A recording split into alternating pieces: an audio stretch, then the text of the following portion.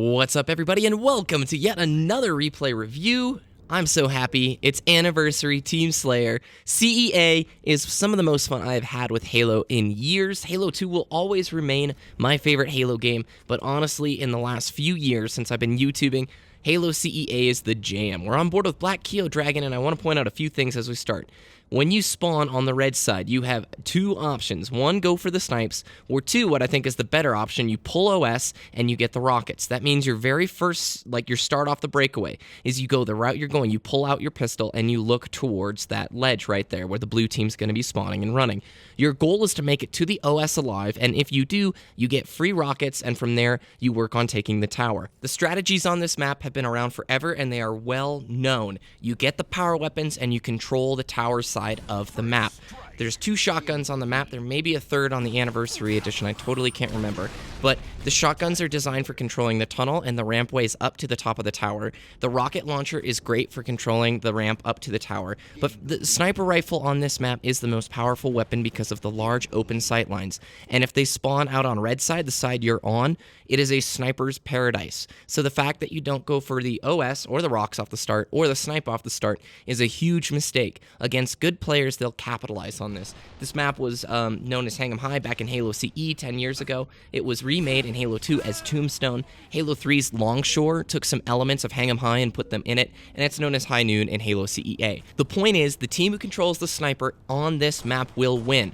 If they have tower and sniper, you're going to have a horribly difficult time trying to break their height control. This is the most perfect example of classic Halo map control I can give you. There's a high point that has limited access ways up there, and there's a ton of vantage point over people on the low ground, people who spawn where you did on the red spawn.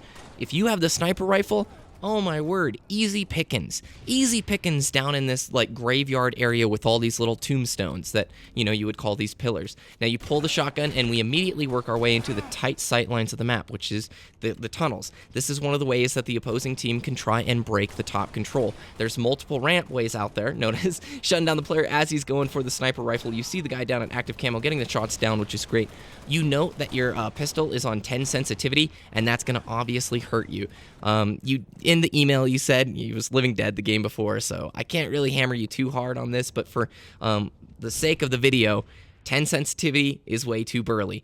Now, there's something that needs to be totally noted here when you're in these tunnels, and that is there are two shotguns. The opposing team will have access to their own shotgun.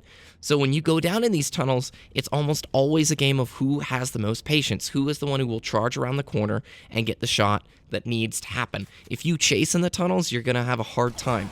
Look at that. Perfect. That's textbook. That's what we want to see routinely. But you chasing around corners is going to be an issue later on in the game, and you're going to really routinely go after the shotgun, but not capitalize on the OS. The OS is amazing, man. When we're looking at... Oh, by the way, look at the map. Jeez.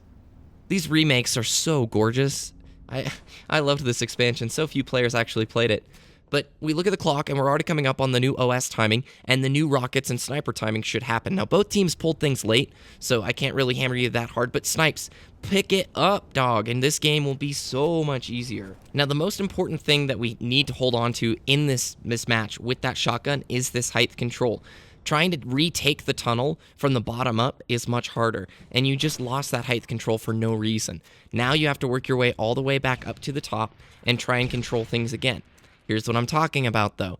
You charging into enemies with the shotgun, not a smart idea. You need to always assume that the other player on the other side will have that shotgun. Unless you clearly know for a fact that player doesn't have the shotgun, your patience game needs to be, I'm waiting until he comes around to see me, or working your way into an angle where you can throw a corner nade that can get back there and do some splash damage on him.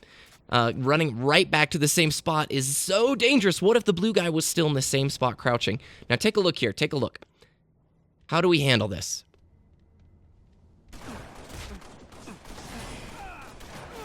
Okay, but there's a better way to do it.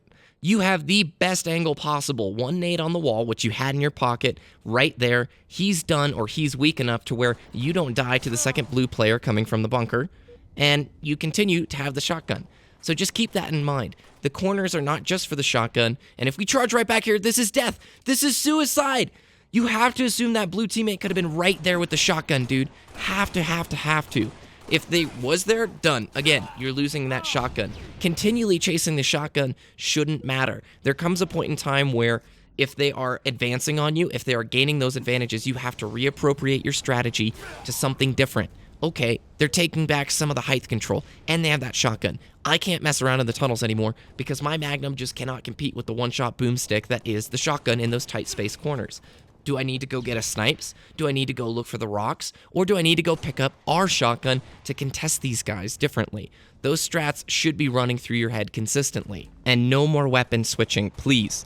In Anniversary, that Magnum needs to be out 24/7. In my mind, it's not permissible at all to have that assault rifle out unless your last-ditch effort, you're on one sliver of health. Right here, 3 shots. You had more than enough time to put 3 shots into the guy, yet you opted to throw your 2 sticky nades. This is a strategy that I believe is a little bit less mature. Yes, you got the job done. Yes, you ended up trading with him, but you could have lived. You could have just body head and then been done. You don't want to have this AR out. None of this. In Anniversary, a gun down is a missed opportunity, and the assault rifle is so incredibly weak compared to the Magnum, which is by far and away the strongest weapon in this game. It's why it's so fun, is that the Magnum is just super OP, super fun. And we're forgetting the tunnel control is no longer ours, so we can't continue rushing up that route. We need to either take the bridge over, or we need to take the bunker in, or we just take up this ramp right ahead of us. Halo map design is about options. It's about giving the smart player different routes and different strategies and opportunities to counter what the opponent is doing. On this map, it's all about controlling the snipes in this tower side with a player using shotgun to prevent players from ascending up here. Hang them high. It's all about it, man. It's in the name itself. So if they're hanging out in those tunnels with the shotgun, we need a tool to shut that down. If we don't have it, we play differently and we focus on different aspects until we can regain that map control. That's going to splash your teammate. This has friendly fire, like I think all Halos should.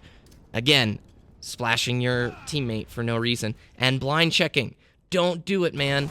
Don't do it. And put that assault rifle away. No more. All right, so things I want to see moving forward.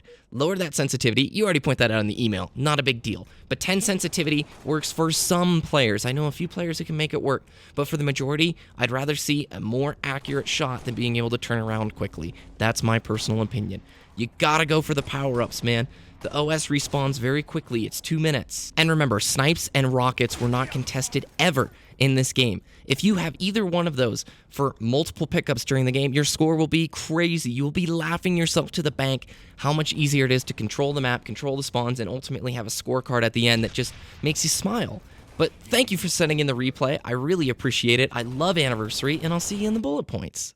All right, for accuracy, I know you pointed out in your email, but lower that sensitivity. 10 is for players who seriously know what they're doing and how to use 10, and I don't think it's effective for 95% of the players who actually use it. There are some who can, but I wouldn't recommend it to the general player base. Beyond that, put that assault rifle away. No reason for that AR to be out ever. Anniversary, it's that pistol. The more comfort you get with it, just the more beastie you can get. The kill time in CEA is so stinking quick that you can outshoot somebody with a shotgun. You can outshoot somebody with the sniper. It is a very powerful weapon that you spawn with every single time. It's what makes CEA so fun. It's what made, Combat Evolved so fun, because the kill times were boom, boom, boom, done. Map knowledge was great off the bat, but then it fell apart once you lost the shotgun. When you first had the shotgun, I loved the fact you controlled the tunnels, but continually chasing and going around blind corners, that shows a lack of understanding of the maps on weapon and the play styles of holding onto the tower. It's about adaptability, and that leads into decision making. When they have the shotgun and when they have that tower and ramp control, you need to figure out different ways to get up there, be it getting an OS and a rocket launcher, be it pulling the sniper rifle and waiting for them to peek their head out on the top and you just slicing it off. That's what you need to be thinking and looking for. Communication doesn't matter, and handling pressure was iffy here and there. I think you did a good job, but for the most part, that 10 sensitivity is holding you back. I want to encourage you guys, the viewers, to do this right now, or whenever you have the chance. Go to the halo.wikia.com page and check out the maps when you're bored at school, or when you're tired and you can't go to bed, or just when you need some time to kill.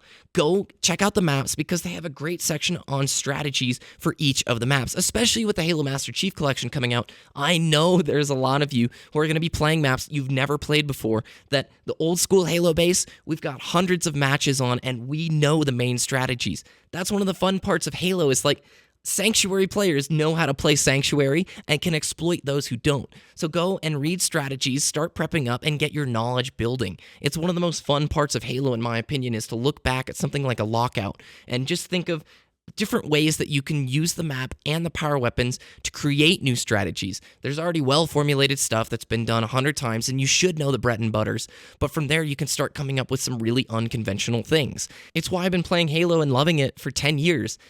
Every map has a deep set of strategies that are formulated through thousands of games, knowing about power weapons, lines of sight, angles, traffic flow, and all these things that come together to form this really deep, high-skill ceiling experience. Maps like Sanctuary, yes, they have mapped out strategies, but you can still see new and exciting things, and when you do, it's like, man, I love this game. So thanks for watching, everybody. I'm going to be out of town for the next few days. I just did a video this week, can the Halo population return? I was really excited about all the feedback I was receiving. I have more of these kind of videos coming, talking about DLC, talking about things that are really heavily reliant on the history of the Halo franchise. I realize there's so many players who are new from Halo Reach on or brand new from Halo 4, and we need to include them in this rich history that we have, because that's one of our best, strongest parts is Halo has been around for so long now. It's crazy. Like, to think that I've been playing this game since I was in middle school is just nuts. And now I'm done with college and working, all sorts of stuff.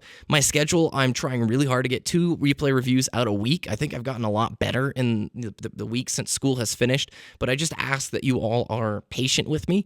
I know YouTube works best when I'm getting uploads out consistently. It's just hard right now because my whole IRL situation is I'm working and I'm interviewing places and trying to get full-time positions that will allow me to get better internet, move to a better location, all this stuff that you don't need to really know about, but things that will hopefully benefit the channel in the long run. So I appreciate the patience. Check out the video linked here at the end, and thanks for the replays, guys. I really appreciate it, and the continued support. It's nice, and I don't say that enough. So have a great day, and I'll see you next time. Adios.